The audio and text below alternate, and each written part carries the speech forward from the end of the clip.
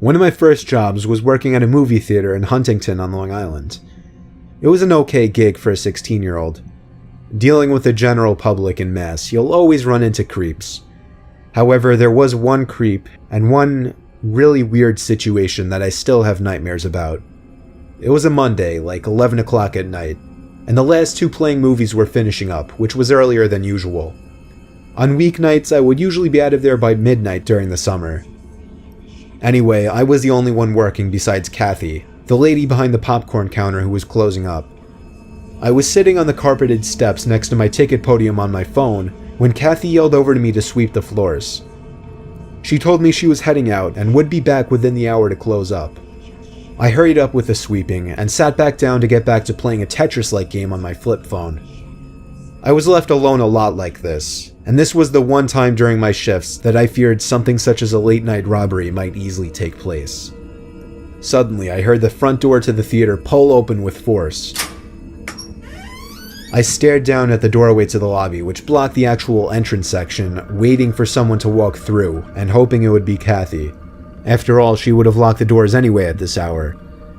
I called out Kathy's name, and suddenly, an upper middle-aged man with a big brown faded jacket came wandering in, immediately locking his eyes onto mine.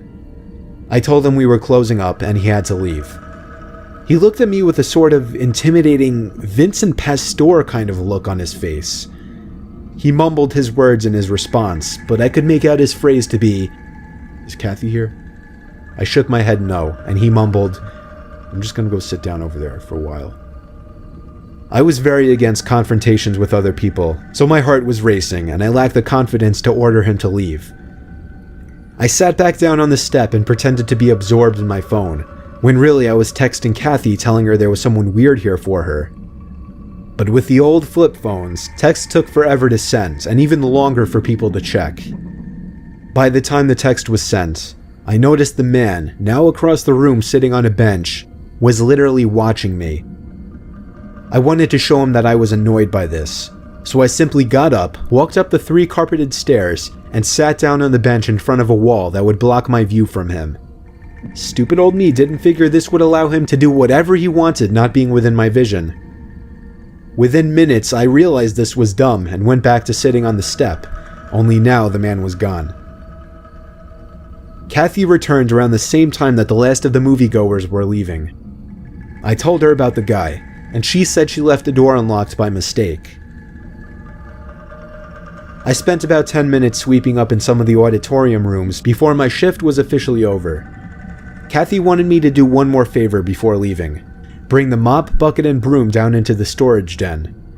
I did as she asked, opened the door in the lobby which leads to the storage area, walked down the half-flight of concrete stairs with the mop, broom, and bucket, and stopped.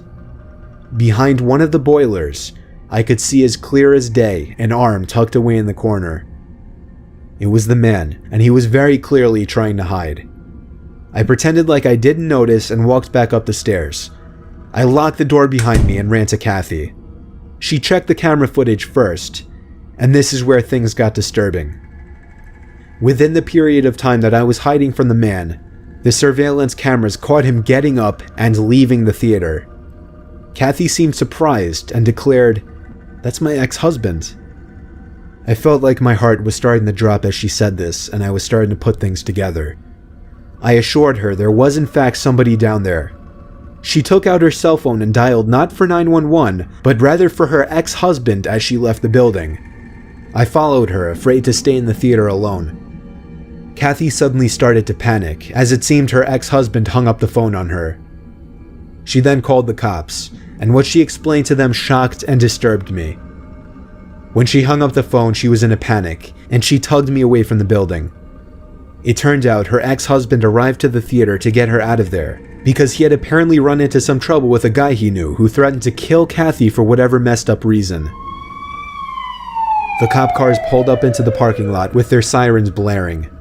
Minutes later, they came out with some old Italian mobster-looking guy in cuffs. Kathy never showed up for work after that, and I was never able to get the full backstory out from anyone. I was the coolest guy at the theater for a while since I witnessed all of this. I just really wish I got the full story though, because it really interested me. I never saw Kathy, her ex-husband, or that random guy who potentially almost killed me had I approached him ever again.